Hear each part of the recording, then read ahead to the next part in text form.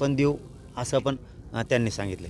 2 निलंबनं होती, महाजन आणि पाटील म्हणून. तर ते एकाचं निलंबन त्यांच्या हातात एस पींच्या PSIचं. ते म्हणले मी लगेच रात्री 9-10 वाजेपर्यंत करतो, सकाळपर्यंत करू द्या, हरकत नाही.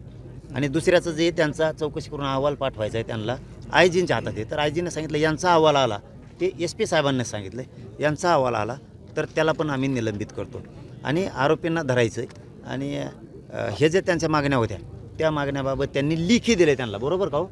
तुम्हाला लेखी पत्र दिलेत ना? यांना लेखी पत्र दिलेत सगळे.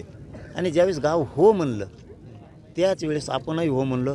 आपलं मनाचं आपण काहीही चालविलं नाही. इथं जे गावकऱ्याचं म्हणणं आहे तेच चालवलं आहे. पण याच्यात जर धोका दिलाच तर मी समाजाचा मुलगा म्हणून या गावाच्या खांद्याला खांदा लावून लढणार आणि त्यांना शिक्षा लागेपर्यंत आम्ही सगळेजण ताकदीनं, गावकरी, मराठा समाज, आम्ही सगळेजण लढू हे शब्द दिला. जर यांनी धोका दिला याच्यात तर पुन्हा मागण्यासाठी लढू. पाटील, या संदर्भात मुख्यमंत्र्यांशी तुमचा संवाद झाला आहे का? त्यांच्या कानावरती ही गोष्ट टाकली आहे का की पोलिसांनी कारवाईला दिरंगाई केली? अशी काही बातचीत तुमची झाली आहे का? सांगितलं आहे त्यांच्या OEDला सांगितलं आहे. काय नाव आहे भाऊ त्यांचं? साबळे.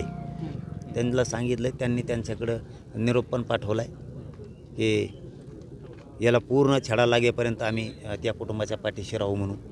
कारण आपल्याला कधी काही लपून ठेवता येत नाही, गावकऱ्या पुढं ठेवणार बी नाही. त्यांचे वेळोवेळी फोन पण आले त्यांचे OEDचे की आम्ही SIT ती CID पण चौकशीसाठी नियुक्त करतो आहे, सरकारी वकील पण नियुक्त करतो आहे, त्या दोघांना निलंबित पण करतो आहे असं पण त्यांनी सांगितलं आहे. त्यांनीसुद्धा पण आम्ही जास्त SP साहेबांवरती सुद्धा विश्वास ठेवला आहे. आणि त्यांच्या त्या साबळे नावाच्या OEDने त्यांनीसुद्धा सांगितलं की पुरी कारवाई होणार आहे, कुठंही दिरंगाई केली जाणार नाही. हेही माझ्या गावकऱ्याला माहीत असावं, कारण उद्याच्याला मुख्यमंत्री किंवा त्यांचे OEDसुद्धा मग दोषी असणार. शब्द त्यांनीसुद्धा गावकऱ्यांना दिला आहे. आता बीड जिल्ह्यामध्ये एकोप्याची घडी होती आणि ती घडी व्यवस्थित राहिली पाहिजे यासाठी काय नेमकं केलं पाहिजे? त्यालाच अनुसरून बीडचं बिहार होते का? आता ते जर करायलाच लागले तर काय करणार कोण? आता मी दुःखाच्या दिवसात येतात, आज नाही बोलत मी आता. त्यांनी जर हे थांबवलं आणि त्यांच्या लोकांना जर चांगले धडे दिले तर बरं. वारंवार नाही सहन होणार आता आहे, बस वारंवार नाही व्हायचं आहे. कारण ते दिवस संपले, आता सहन करायचे दिवस संपले. तुमच्या आजाचे बापाची चलती होती. आता पोरं आहेत, आम्ही नवीन, आमचीसुद्धा आहे आता. तुम्हाला समजून घ्यायचं तर घ्या.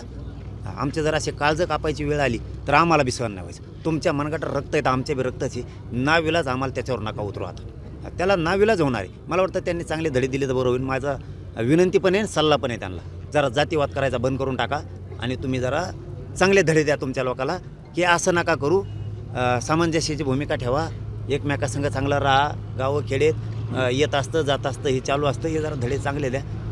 नसता नाविलाजच होईन काय नो आमचा, असं आम्हाला वाटायला लागलं नसण्याला थांबायचं तर.